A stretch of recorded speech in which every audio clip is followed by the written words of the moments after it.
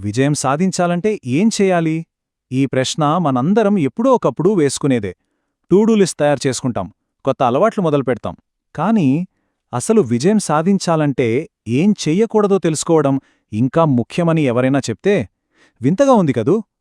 ఈ విశ్లేషణలో రాల్ఫ్ డోబెల్లీ రాసిన the not to do list పుస్తకం వెనుక ఉన్న ఈ విలక్షణమైన కానీ చాలా శక్తివంతమైన ఆలోచనను లోతుగా చూద్దాం. చూడండి మాట, నేను ఎక్కడ చనిపోతానో తెలుసుకోవాలనుకుంటున్నాను, ఎందుకంటే నేను అక్కడికి ఎప్పటికీ వెళ్లను. హబ్బా ఏంటిది! ఒక గొప్ప బిలియనీర్ ఇన్వెస్టర్ అయిన చార్లీ మొంగర్ చెప్పిన మాట ఇది. వినడానికి చాలా వింతగా, కొంచెం కన్ఫ్యూజింగ్గా కూడా ఉంది కదా. అసలైన ఉద్దేశమేంటి? వైఫల్యం గురించి ఇంత లోతుగా ఆలోచించడం వెనుకున్న సీక్రెట్ ఏంటి? సో ఇదే మనల్ని అసలు పాయింట్కి తీసుకొస్తుంది. 100 కోట్ల అధిపతి, విజయం గురించి ప్రతి ఒక్కరూ పాఠాలు నేర్చుకోవాలనుకునే వ్యక్తి సక్సెస్ గురించి లెక్చర్లు ఇవ్వకుండా ఫెయిల్యూర్ గురించి గైడ్ ఎందుకు తయారు చేస్తారు? ఇందులో మనమందరం నేర్చుకోవాల్సిన పాఠమేమైనా ఉందా? ఆ ప్రశ్నకు సమాధానం మనకు చార్లీ మంగర్ ఒకసారిచ్చిన ఒక చాలా విచిత్రమైన కాని చాలా శక్తివంతమైన స్పీచ్లో దొరుకుతుంది. దాని గురించే ఇప్పుడు చూద్దాం. అవును, విన్నది కరెక్టే. 1986లో గ్రాడ్యుయేషన్ పూర్తి చేసుకుని ఉత్సాహంగా ఉన్న స్టూడెంట్స్ ముందు నిలబడి వాళ్ల ఫ్యూచర్కి దారి చూపించాల్సిన టైంలో ఆయన సక్సెస్ ఎలా సాధించాలో చెప్పలేదు. దానికి బదులుగా జీవితంలో ఘోరంగా ఫెయిల్ అవ్వడానికి గ్యారంటీ ఇచ్చే మార్గాల గురించి చెప్పారు. విలయం గురించి విందనమనొచ్చిన వాళ్లకి ఫెయిల్యూర్ గురించి పాఠాలు చెప్పడం చాలా వింతగా, అసలు మన ఆలోచనలకు పూర్తి వ్యతిరేకంగా ఉంది కదా. మరి మంగర్ స్పీచ్ వెనుక ఉన్న ఆ విచిత్రమైన లాజిక్ ఏంటి? దాని పేరే ఇన్వర్జన్, అంటే తలకిందులుగా ఆలోచించడం. ఈ పవర్ఫుల్ కాన్సెప్ట్ ఏంటో ఇప్పుడు చూద్దాం. సో ఇన్వర్షన్ అంటే ఏంటి? చాలా సింపుల్. ఒక ప్రాబ్లంని సాల్వ్ చేయడానికి ముందుకెళ్లే బదులు దాన్ని పూర్తిగా రివర్స్లో చూడటం. అంటే నేను ఎలా సక్సెస్ అవ్వాలి అని అడిగే బదులు నేను ఎలా గ్యారంటీగా ఫెయిల్ అవుతాను అని అడగటం. ఇది ఏదో తెలివైన మాట కాదు, ఇది ఒక పవర్ఫుల్ మెంటల్ మోడల్. గొప్ప గొప్ప గణిత శాస్త్రవేత్తల దగ్గర్నుంచి ఐన్స్టైన్ వరకు చాలామంది మేధావులు దీన్ని ఉపయోగించారు. ఈ రెండింటి మధ్య తేడా చూస్తే మనకు విషయం ఇంకా క్లియర్గా అర్థమవుతుంది. చూడండి, విజయాన్ని వెంబడించడం అనేది చాలా అస్పష్టంగా ఉంటుంది. సక్సెస్ అంటే ఏంటో డిఫైన్ చేయడమే కష్టం, ఒక్కొక్కరికి ఒక్కోలా ఉంటుంది. కానీ ఫెయిల్యూర్ని నివారించడం చాలా కాంక్రీట్గా, స్పెసిఫిక్గా ఉంటుంది. సంతోషాన్ని, విజయాన్ని నాశనం చేసే పనులేంటో చాలా స్పష్టంగా తెలుస్తాయి. వాటిని గుర్తించి వాటికి దూరంగా ఉంటే చాలు. అప్పుడు సరైన దారి దానంతటదే కనిపిస్తుంది. సరే, ఈ ఇన్వర్జన్ అనే కాన్సెప్ట్ థియరీలో బాగుంది. మరి రియల్ లైఫ్లో ఇది ఎలా పనిచేస్తుంది? దీనికోసం ఒక పవర్ఫుల్ ఎగ్జాంపుల్ చూద్దాం. ఈ కథ మనం దేనికి నిజంగా విలువ ఇస్తామో, దేన్ని లైట్ తీసుకుంటామో అనే దానిపై మనల్ని ఆలోచింపజేస్తుంది. తేదీ గుర్తుంచుకోండి, ఆగస్టు 14, 2018. ఒకే భయంకరమైన తుఫాను, కాని 2 వేర్వేరు వంతెనలు. ఈ ఒక్క సంఘటన మనకు జీవితం గురించి ఒక పెద్ద పాఠాన్ని నేర్పుతుంది. ఒకవైపు ఇటలీలోని మొరాండి వంతెన తుప్పు పడుతోందని, డేంజర్లో ఉందని ఎన్ని వార్నింగ్స్ వచ్చినా ఎవ్వరూ పట్టించుకోలేదు. ఫలితంగా ఆ తుఫానుకి అది కూలిపోయి ఒక పెద్ద విషాదానికి కారణమైంది. ఆ తర్వాత జరిగిన రెస్క్యూ ఆపరేషన్లో పనిచేసిన వాళ్లందరూ హీరోలయ్యారు. మీడియా వాళ్లను తెగపొగిడింది. కానీ అదే రోజు అదే తుఫాన్లో స్విట్జర్లాండ్లోని ఫెల్సనావ్ వంతెన మాత్రం చెక్కు చెదరకుండా నిలబడింది. ఎందుకంటే దానికి నిరంతరం ఎలాంటి హడావుడి లేకుండా సైలెంట్గా మెయింటెనెన్స్ జరుగుతూ ఉంది. మరి ఆ వంతెన కూలకుండా కాపాడిన ఇంజనీర్లకు పతకాలొచ్చాయా? పేపర్లో వాళ్ల పేర్లొచ్చాయా? లేదు. వాళ్ల విజయం ఎవరికీ కనిపించలేదు. ఎందుకంటే వాళ్లొక విపత్తును జరగకుండా ఆపారు. ఇక్కడే ఉంది అసలు పాయింట్.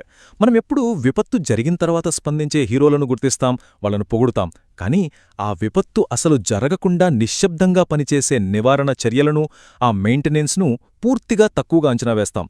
ఇది జీవితంలోని ప్రతి అంశానికి వర్తిస్తుంది. సరే, ఇప్పుడు మరో పవర్ఫుల్ ప్రాక్టికల్ ఎగ్జాంపుల్ చూద్దాం. ఇది మన కెరియర్లో, మన రిలేషన్షిప్స్లో మనం ఎంతగానో తక్కువగా అంచనా వేసే ఒక స్కిల్ గురించి. నమ్మదగని వ్యక్తిగా ఉండండి అనే చాప్టర్ నుండి ఈ విషయం చూద్దాం. మళ్లీ చార్లీ మంగర్ తనదైన శైలిలో వ్యంగ్యంగా ఒక సలహా ఇస్తున్నారు. జీవితంలో ఘోరంగా ఫెయిల్ అవ్వాలంటే ఏం చెయ్యాలో చెప్తున్నారు. మొదట నమ్మదగని వ్యక్తిగా ఉండండి అంటున్నారు. దీని వెనుకున్న అసలు ఉద్దేశం చాలా స్పష్టం. మీరు ఎంత తెలివైనవారైనా, ఎంత క్రియేటివ్ అయినా సరే, మీరు నమ్మదగని వ్యక్తి కాకపోతే ఆ ఒక్క లోపం మీ మంచి గుణాలన్నిటినీ నాశనం చేస్తుంది. సో దీనికి రివర్స్లో ఆలోచిస్తే మనకు విశ్వసనీయత ఎంత ముఖ్యమో అర్థమవుతుంది. చూడండి, మనం ఎప్పుడూ తెలివితేటల గురించి, క్రియేటివిటీ గురించి గొప్పగా మాట్లాడుకుంటాం. కానీ లాంగ్ టర్మ్లో సక్సెస్ అవ్వాలన్నా, నమ్మకాన్ని గెలుచుకోవాలన్నా అసలైన ఫౌండేషన్ ఏంటో తెలుసా? సింపుల్గా విశ్వసనీయత. అంటే చెప్పిన మాట నిలబెట్టుకోవడం, అనుకున్న పని టైంకి చేయడం. ఇది వినడానికి చాలా చిన్న విషయంగా అనిపించొచ్చు, కాని దీని ఇంపాక్ట్ మాత్రం చాలా చాలా పెద్దది. ఒక మంచి పేరుకి, ఒక మంచి రెప్యుటేషన్కి విలువ కట్టగలమా? ఒకవేళ కట్టాల్సి వస్తే దాని విలువ ఎంత ఉంటుంది? ఒక అంచనా ప్రకారం ఒక కెరీర్ మొత్తంలో నమ్మదగిన వ్యక్తిగా ఉండటం వల్ల వచ్చే ఫైనాన్షియల్ బెనిఫిట్స్ విలువ $2 మిలియన్ పైనే ఉంటుందట. నమ్మకమంటే అంత విలువైంది. ఓకే, ఇప్పుడు దాకా మనం థీరీలు చూసాం, కథలు విన్నాం. ఇప్పుడు అసలు విషయానికొద్దాం. ఈ పవర్ఫుల్ ఐడియాని మన లైఫ్కి ఎలా అప్లై చేసుకోవాలి, ఒక మంచి ఫ్రేమ్వర్క్ను ఎలా క్రియేట్ చేసుకోవాలో చూద్దాం. అసలు ఈ చేయకూడని పనుల జాబితా అంటే నెగటివ్గా ఆలోచించడం కాదు. ఇది క్లారిటీకి సంబంధించింది. మన ప్రయాణంలో ఉన్న గుంతలను ముందుగానే గుర్తించి వాటిని జాగ్రత్తగా తప్పించుకోవడం లాంటిది. ఒక్కసారి మనం తప్పుడు దారులన్నిటినీ మూసేస్తే సరైన దారి దానంతట అదే మనకు చాలా క్లియర్గా కనిపిస్తుంది. మరి మన సొంత నాట్ టు డూ లిస్ట్ ఎలా తయారు చేసుకోవాలి? చాలా సింపుల్. Just 3 steps. ఫస్ట్, మనం ఇంప్రూవ్ అవ్వాలనుకుంటున్న ఏరియాలో, అది హెల్త్ అయినా కెరీర్ అయినా, సాధారణంగా చేసే తప్పులేంటో గుర్తించాలి. తర్వాత ఇన్వర్షన్ ఉపయోగించి ఆ రంగంలో గ్యారంటీగా ఫెయిల్ అవ్వాలంటే ఏం చేయాలో ఆలోచించాలి. ఫైనల్గా ఆ లిస్ట్లో ఉన్న పనులకు, అలవాట్లకు దూరంగా ఉండటమే మనం చేయాల్సిన పని. అంతే. ఈ విశ్లేషణను ఒకే ఒక్క ఆలోచింపజేసే ప్రశ్నతో ముగిద్దాం. ఈ చేయకూడని పనుల ఆలోచనా విధానాన్ని బట్టి మీ జీవితంలో ఒక పాజిటివ్ మార్పు తీసుకురావటానికి ఈ రోజునుంచే మీరు వెంటనే ఆపేయాలనుకుంటున్న ఆ ఒక్క చిన్న పని లేదా అలవాటు ఏంటి? Today, we're going to talk about success, but we're going to flip the usual script completely on its head, all thanks to a powerful idea from Rolf Dobelli's book, The Not-to-Do List. It's a really fascinating twist that might just change how you think about your goals. You know how it is. We're all trying to live a better life, right? So we make these endless to-do lists, we study the habits of crazy successful people, and we're always hunting for that one magic formula that's going to help us get ahead. But what if we're looking in completely the wrong place? Seriously, what if the real key to getting what you want isn't about adding more things to your plate, but about strategically removing the things that lead to failure? And that brings us to the absolute core of this whole idea, a powerful mental technique called inversion. This is the engine that drives the not-to-do list, and it's all about flipping your perspective to see things with, well, a ton more clarity. I love this quote from the legendary investor Charlie Munger. It just perfectly captures the spirit of inversion. Instead of asking, how do I live a great life, he asks, how could I guarantee a miserable one? And then just make sure he never, ever does those things. So simple, but so brilliant. So what is inversion, really? Well, it's just this.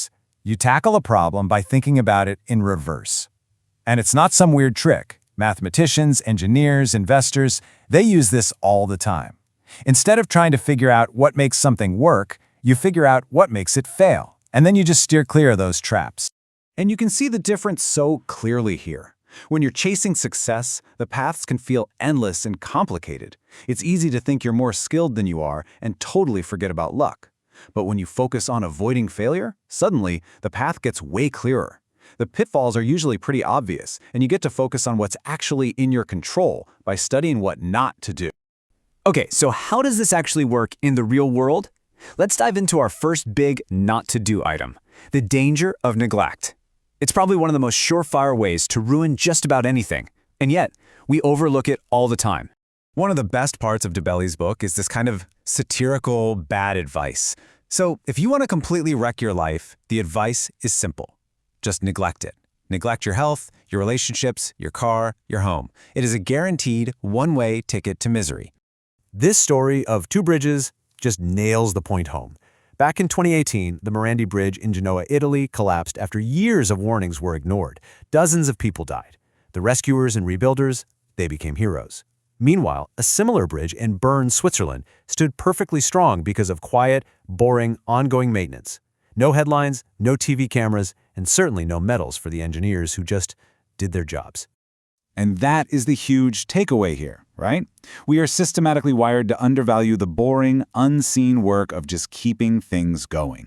The real superpower is consistency. It's the boring annual checkup that prevents the dramatic emergency surgery. It's the small, daily, how was your day, that prevents a huge relationship crisis. It might not get you a medal, but that diligent maintenance is way more important than last-minute heroism. So, from that quiet power of maintenance, we move on to another virtue that is just massively underrated. Next up on our not-to-do list is a big one. Do not be unreliable. Let's talk about the simple but profound superpower of just doing what you say you're going to do. Here we go again with that great bad advice. You want to make sure you're never included in anything important? Easy. Just be unreliable. Don't show up on time. Break your promises. It is the absolute fastest way to lose the trust of anyone who matters. Munger really hammers this point home. He basically argues that being unreliable is so destructive that it can cancel out all your other good qualities. It doesn't matter how smart you are, how talented, how charming. If people can't count on you, it's all for nothing. It's the ultimate virtue killer. And think about this. It might take you a decade to build a solid reputation for yourself. A whole decade. But in the world we live in today with social media and everything else, it can be completely shattered in just 10 seconds. One broken promise, one tweet, one public screw-up, and boom, it can all come crashing down. So why do we call reliability a superpower? Well, because it's the foundation of almost everything. The entire global economy runs on it. And if you think being a genius is enough, just look at the collapse of long-term capital management, a hedge fund run by Nobel Prize winners. They were brilliant, but they weren't reliable. And the best part? Being reliable costs you nothing. It's a choice you make. Okay, so this is all great in theory, right? But how do you actually apply this stuff to your own life? Well, it all comes down to creating your very own personal not-to-do list. And here's a really simple way to get started. First, think about the big pitfalls. What are the common mistakes that torpedo careers in your field? Next, define your boundaries. What stuff are you just not going to put up with anymore, from yourself or from other people? Third, make a list of your energy drains. The activities that always leave you feeling worse. And finally, you just have to commit. Really commit to actively avoiding those things. And I know what you might be thinking. A not-to-do list? It sounds kind of negative, doesn't it? But it's not. Not at all. Think of it as a strategic move. You're just clearing the junk off the road. By removing the biggest obstacles, you're basically creating a clear runway for yourself to take off. So I want to leave you with this one simple question. Let's make this real. Based on everything we've just talked about, what is one thing, one behavior, one habit, one recurring meeting that you can put on your not-to-do list and stop doing starting today?